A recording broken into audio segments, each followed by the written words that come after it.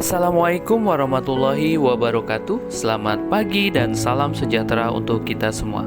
Perkenalkan diri, saya Oki Herianto, calon guru penggerak Angkatan 10 SMP Negeri 49 Jakarta.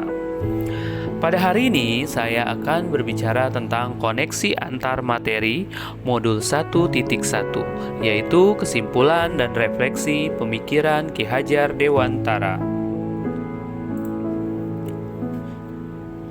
Pada hari ini juga saya akan membahas tentang perbedaan pendidikan dan pengajaran. Pendidikan adalah menuntun segala kodrat yang ada pada anak agar dapat mencapai keselamatan dan kebahagiaan yang setinggi-tingginya.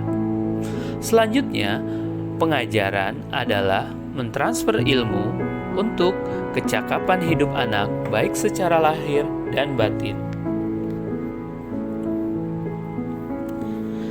Apa sih kesimpulannya? Pendidikan merupakan ruang untuk bertumbuh secara utuh agar mampu memuliakan dirinya dan orang lain dan menjadi mandiri. Menurut teori Ki Hajar Dewantara, pendidikan mengarahkan anak keselamatan dan juga kebahagiaan. Di sini juga pendidikan diibaratkan petani.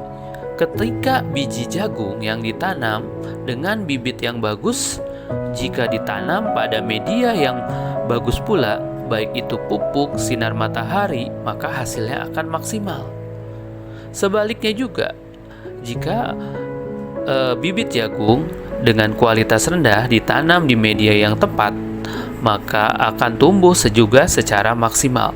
Contohnya, anak diibaratkan mendapatkan guru yang tepat. Artinya apa? Guru tersebut dapat mengetahui profil belajarnya, minat belajar, dan gaya belajar siswa, sehingga dapat tergali seluruh potensi, baik itu afektif, kognitif, dan psikomotorik. Menurut Ki Hajar Dewantara juga, dasar pendidikan anak terkait kodrat alam dan kodrat zaman. Pendidikan di abad 21 menginginkan anak belajar menyesuaikan dengan pendidikan karakter dan menyesuaikan dengan perkembangan teknologi, baik itu di bidang IT dan lain sebagainya. Di samping itu, kodrat zaman tidak mengesampingkan terkait dengan kodrat alam atau berkaitan dengan kebudayaan, kultur, maupun kearifan lokal yang ada di Indonesia. Di sini, kearifan lokal dapat dipadukan dengan pendidikan yang relevan dengan zamannya. Selanjutnya, metode pengajaran menurut Ki Hajar Dewantara. Yang pertama, kita lihat ada teori Montessori. Teori Montessori menerapkan dengan panca indera. Artinya apa? Di sini guru mampu mengembangkan baik afektif, kognitif, dan psikomotorik. Yang kedua adalah teori Froebel. Jadi, guru menerapkan dengan metode permainan yang sesuai dengan kultur dan budaya yang ada di Indonesia.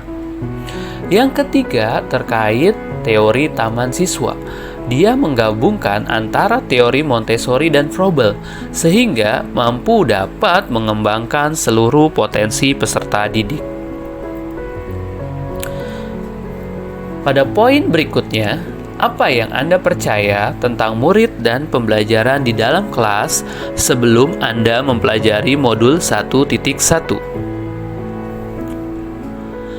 Sebelum mempelajari modul 1.1, pembelajaran yang saya lakukan pertama adalah melihat nilai saja atau dari aspek kognitif saja. Yang kedua, ketuntasan materi lebih penting daripada memahami karakteristik murid. Yang ketiga, guru di sini hanya transfer materi pembelajaran saja. Yang keempat, murid sebagai objek pembelajaran. Yang kelima, tuntas pembelajaran jika melihat nilai mencapai KKM. Yang keenam, mengeluh jika banyak murid yang tidak tuntas setelah melakukan evaluasi. Kemudian, apa yang harus berubah dari pemikiran atau perilaku Anda setelah mempelajari modul ini? Setelah mempelajari modul 1.1 tentang pemikiran Ki Hajar Dewantara, saya menyadari bahwa apa yang saya pikirkan dan saya lakukan kurang tepat. Setelah mempelajari modul 1.1 tentang pemikiran Ki Hajar Dewantara, saya menyadari bahwa apa yang saya pikirkan dan saya lakukan kurang tepat.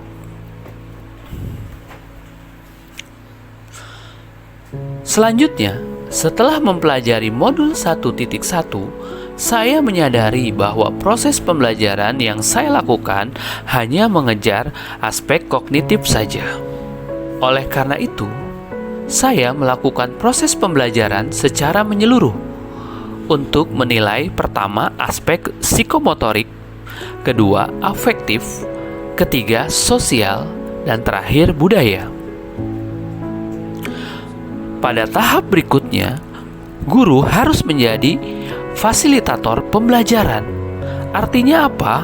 Pertama, guru memberikan ruang kepada peserta didik untuk kebebasan berekspresi. Yang kedua, guru memberikan ruang kepada peserta didik untuk mengemukakan pendapat. Ketiga, guru juga memberi kesempatan kepada peserta didik untuk berkreasi. Dapat kita ambil contoh, guru sebagai fasilitator pembelajaran. Contohnya, memberi ruang kepada peserta didik untuk mengembangkan segala potensinya. Misalnya, guru meminta peserta didik untuk melakukan proses wawancara. Yang kedua, guru meminta peserta didik untuk melakukan presentasi pembelajaran pada saat di dalam kelas.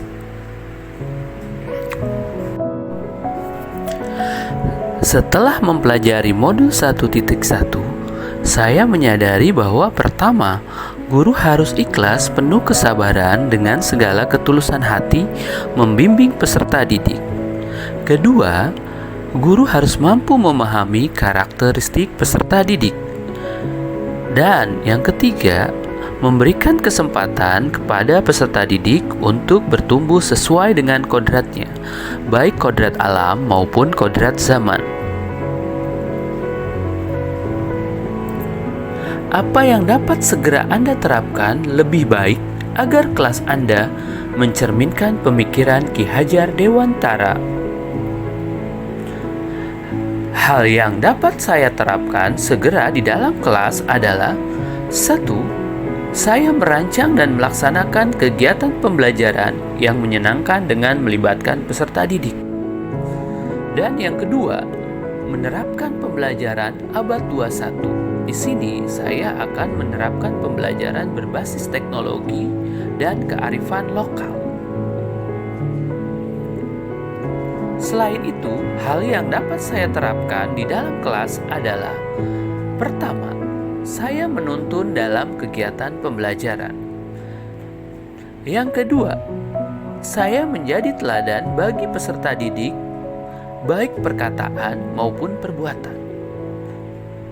Dan yang ketiga, terakhir, saya berusaha menjalin komunikasi yang baik untuk memahami karakter dan latar belakang peserta didik.